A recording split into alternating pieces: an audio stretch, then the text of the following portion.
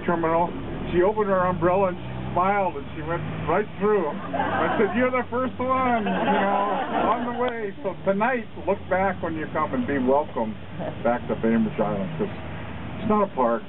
It's really a welcome place, I mean, a lot of us still commute and come back, and we go in the dark and come back in the dark, and it'll be nice to have this kind of welcome place. And then when you travel and you go off and you come back on the lawn and you come off the ferry boat and you can see, oh, I'm home, And then on the weekends when people are coming to visit, where do they go?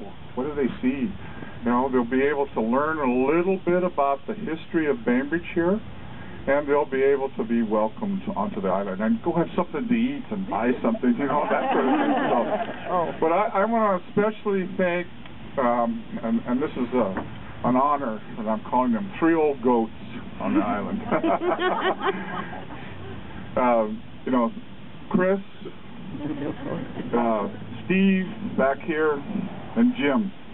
And those guys, give them a hand. Honestly, they led the charge. And they convinced me to be involved in this project. And then, these things are never done by one person. Remember that. They're done by everybody in the community working together. And when I was working on the Smithsonian project in Washington, D.C., they said, well, it was designed by a committee with a negative tone. And I said, what's wrong with that? Yeah, somebody has a hand to kind of pull it all together. And that's what this is about. This is a project that really represents our community. And it's simple, straightforward, tells a story, and welcomes people. So enjoy it. Fundraising to pay for the implementation. And just a brief comment, we had, as we heard, an incredible seed donation from Rotary that kicked the ball off. We had a wonderfully generous donation from the Friends of the Bainbridge Island Art Museum. That was a major cornerstone. And then we had a series of additional donors, some very generous, whose names you will see in a number of locations honoring their contribution. But when it came right down to it, we had over 500 people write checks. Little checks, some of them, but we sent out a mailer to the island, and over 500 people responded, which is just an amazing, amazing thing. Once we had the money, we then had the construction, and I just need to say a brief thank you to PHC Construction. They are the 4th major cornerstone donor, in addition to Rotary, Friends of the Art Museum, and help me out, Jim. But the PHC basically did all the general construction work for free. They contributed all their time and the time of their workers. So don't ever forget that PHC is itself an island treasure, because they have done so much for this island.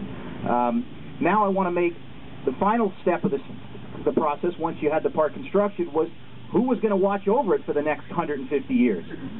Thank God the Bainbridge Island Parks Department agreed to step forward, fit it into their budget.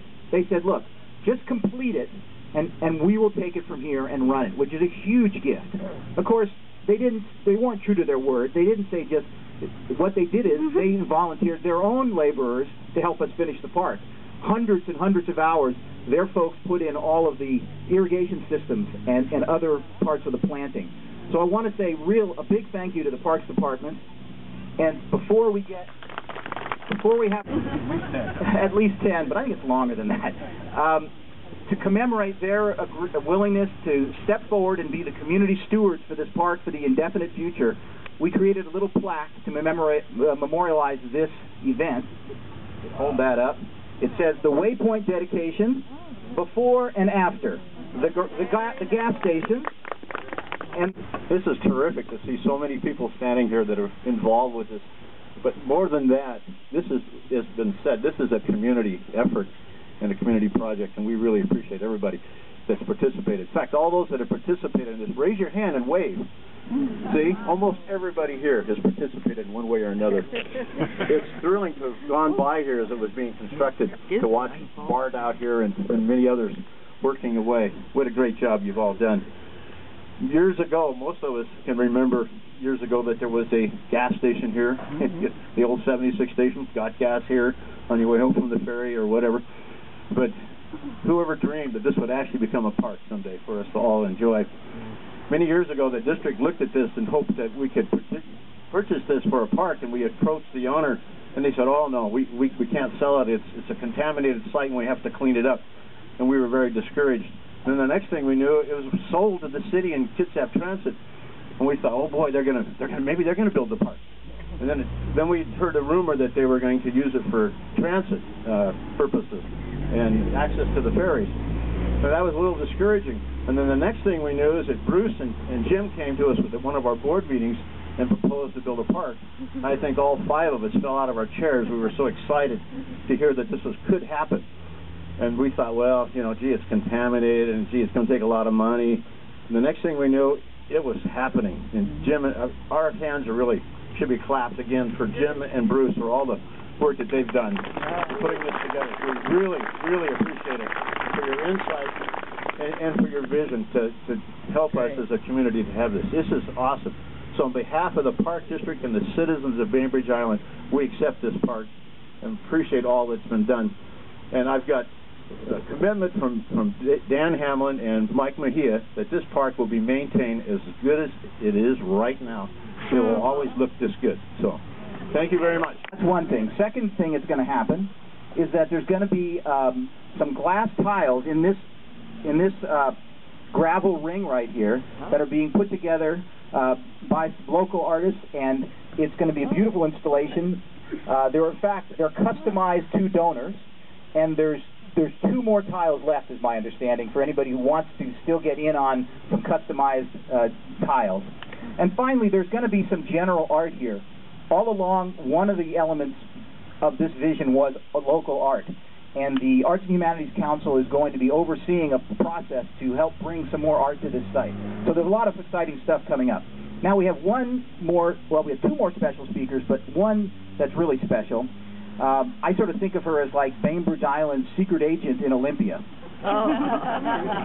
And I'm speaking of the First Lady of the state of Washington, Trudy Inslee. Thank you. I'm kind of glad I'm a 007 now, right? Thank you all for being here, and congratulations to everybody. I'm here as a citizen of Bainbridge and a friend and a neighbor, representing, I guess, my husband Jay Inslee, who is taking care of the rest of the state this morning, because we all know Bainbridge can take care of itself. So we know that the rest of the Evergreen State is going to be green with envy when they see this, and we will help spread the word throughout the state. This is our first involvement in a dedication, so thank you, Jim and Bruce and everybody. Couldn't be a better place for us to be involved, and congratulations. We were at the Children's Museum when it was dedicated. We are going to be at the Museum of Art